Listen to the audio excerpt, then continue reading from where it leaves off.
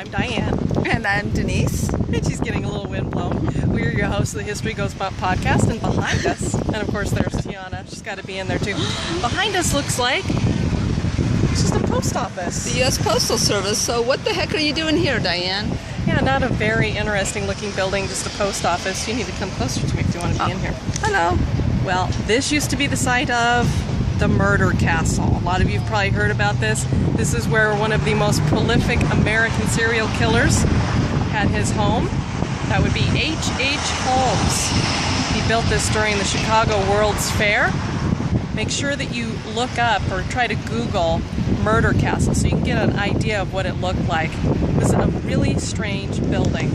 And a very sick man owned it. Definitely. His real name, because he was a scoundrel and a fraudster, he used to do a lot of insurance fraud, that's why he was murdering people mainly. His real name was Herman Webster Mudgett.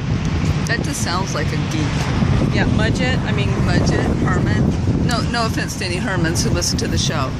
A lot of people have speculated that his criminal life started even as a child. I don't know that he was murdering anybody back then, but he was being mean to animals and that kind of thing, so he had the starts that most serial killers do.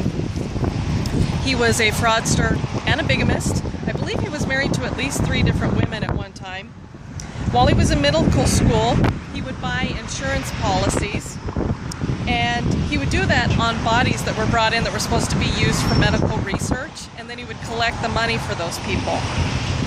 He stole the bodies. He would also disfigure them. He was really interested in the human anatomy and that kind of thing, only in a very morbid kind of sense.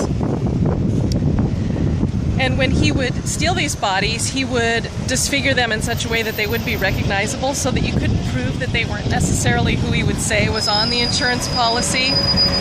So he was kind of smart when he would do his fraud and stuff.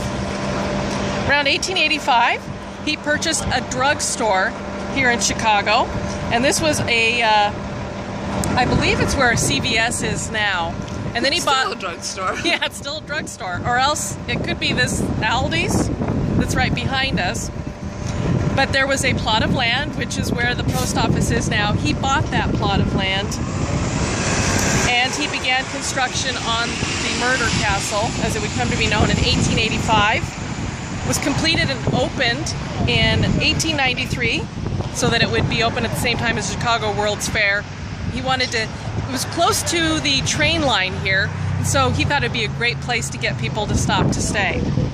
It was the pinnacle of a sinister and macabre plan. The hotel was built, I believe the railroad is right here behind us, actually. That looks like a railroad pass there.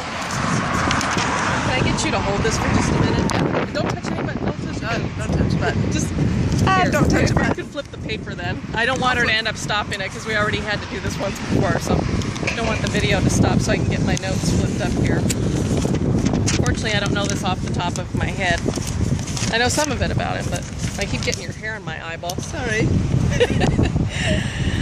What most people didn't know about this building is that it looked posh on the outside, but on the inside it was a hellish place, a horror place.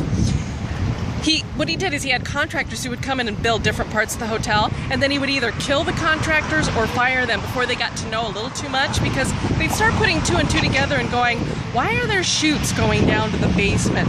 Why are we putting in these pipes and things that seem to be shooting gas into different areas?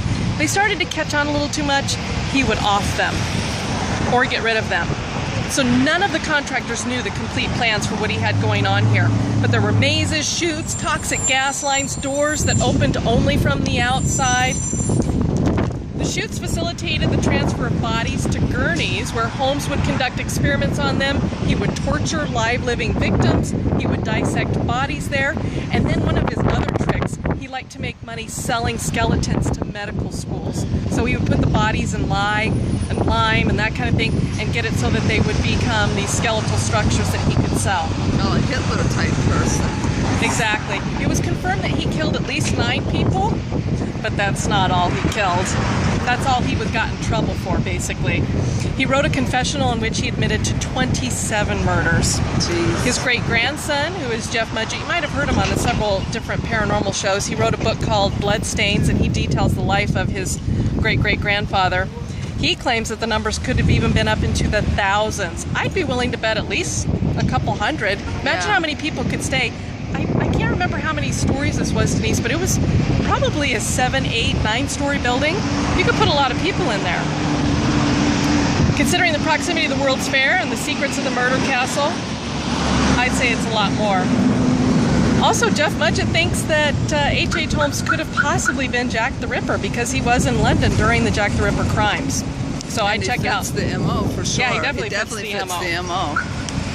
Eventually, Holmes was arrested, convicted. He was sentenced to death. He was hung in 1896 at the age of 34, and they had to bury his body under concrete so that nobody would grave rob him. And he actually had wanted it that way. He was afraid of people digging him up. I guess he didn't want to have done to him what he had done to other bodies. The sad epilogue to this narrative are that there's a lot of bodies that were not found here because they decided when they found out what was going on at the murder castle to tear the whole thing down.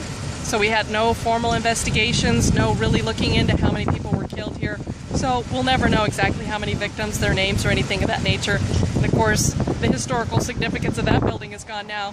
But apparently, underneath the post office still exists the basement, the original basement that was there, and it is reported to be haunted. Yeah, so this is also another haunted site. How could it not be with that many people dying here? No kidding. So, another place to check out if you're ever in the Chicago area. I believe it's on 63rd Street. I can't remember the street numbers that we're at, but really, really good place to check out. Yeah. Or at least look it up. Look it up and read about it if you like macabre, bizarre, horrific, icky stories. I mean, hey Denise, what's the nickname of Chicago? Do you know? Well, I know it's the Windy City. Yeah, that's what I was looking for, and apparently you're showing everybody indeed it is, and I'm showing them